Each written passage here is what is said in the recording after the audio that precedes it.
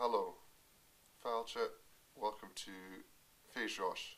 I'm Angus Mackenzie and I'm going to teach you some tin whistle. What we're going to do is we're going to deal with mostly Scottish tunes, more to the Gaelic and the Highland kind of tunes. I want you to make sure that you have a D tin whistle. Any sort of whistle is fine as long as it's in the key of D. Make sure you're sitting down nice and comfortably on a feet on the floor, and that we're going to start off with using our fingers, using the pads of our fingers, the first part, not the tip of your finger. So we're going to start putting it on the whistle. We're going to start with the first three notes. We're going to take our left hand and we're going to put it on the top of the whistle. Our first finger is going to play the note B. I'll play it for you just now.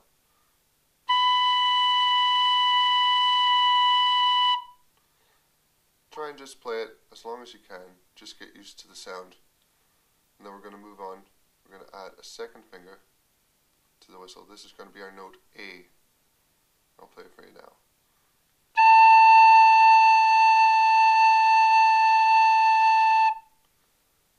And then our third note, G.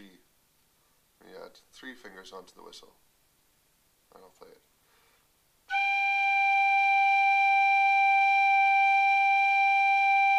So that's our first three notes. I'll play them one after another just now.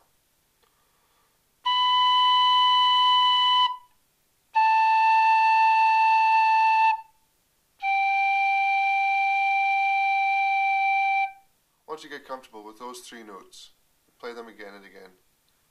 We'll move on to the second hand. So we're going to add our fourth finger. So now we've got our fourth finger on the whistle, and this note is F sharp, and it sounds like this.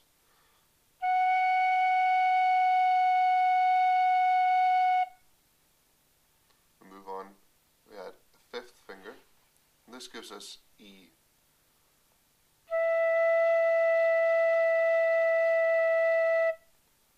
And then down to our sixth finger. This gives us our lowest note on the whistle, our D tin whistle, which is the note D.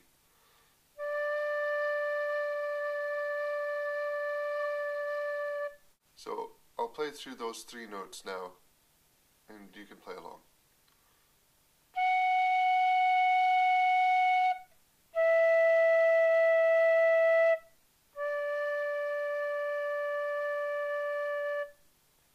So that's the first six notes that we're going to do.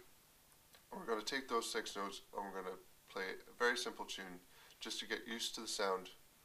Try and listen to yourself and get used to moving your fingers. Now we're going to learn a wee lullaby called Encarna Hand, or sometimes known in English as fairy lullaby. It involves four of the notes that we've just learned. It involves D, 6 fingers on the whistle, E, which is 5 fingers on the whistle, F sharp, which is your 4 fingers on the whistle, and the note A, which is 2 fingers on the whistle. I'll just play through it for you just now.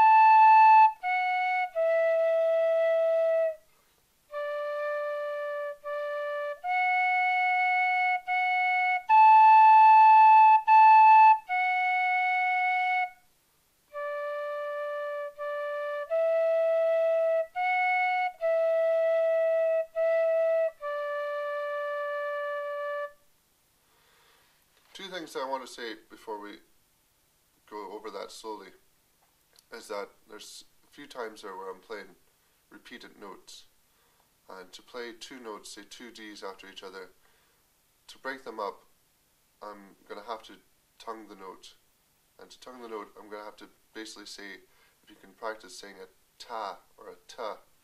If you do that, you feel your tongue hitting off the back of your top, just above your top teeth.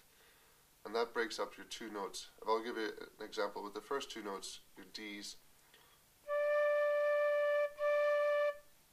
So instead of taking 2 breaths, going,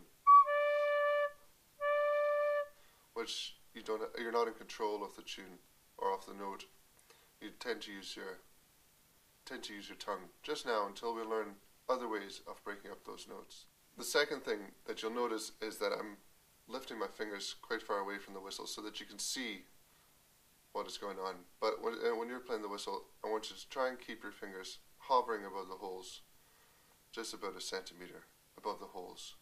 That way it's easier to put them back down. It's easy enough to take your fingers off, but putting them back down in the right place is quite important, that you get the right sound. You don't want to be creating kind of squeaks and squawks, and that's what's going to happen at the beginning. So as we play through it the second time, just notice that I'm keeping my fingers well clear.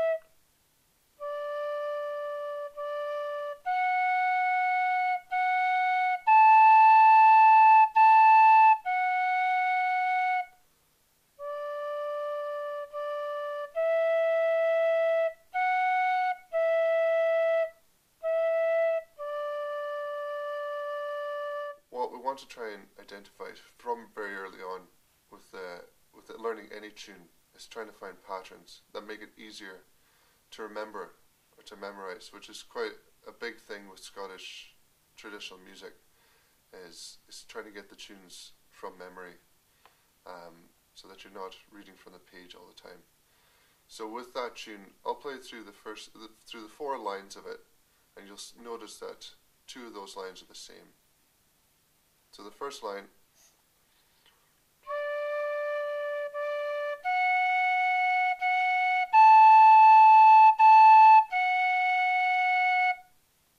is a good place to take your breath at the end of that line, quite a long note.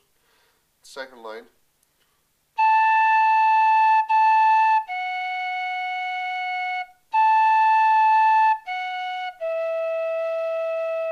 again, take your breath, take your time with it. The third line you'll hear is the same as the first line.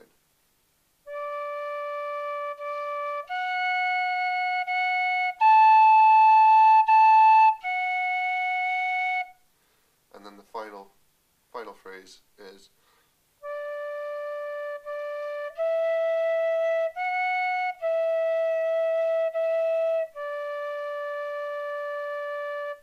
and the one thing to watch out for with the last line is making sure that it finishes 2 E's and then down to the D. Okay, so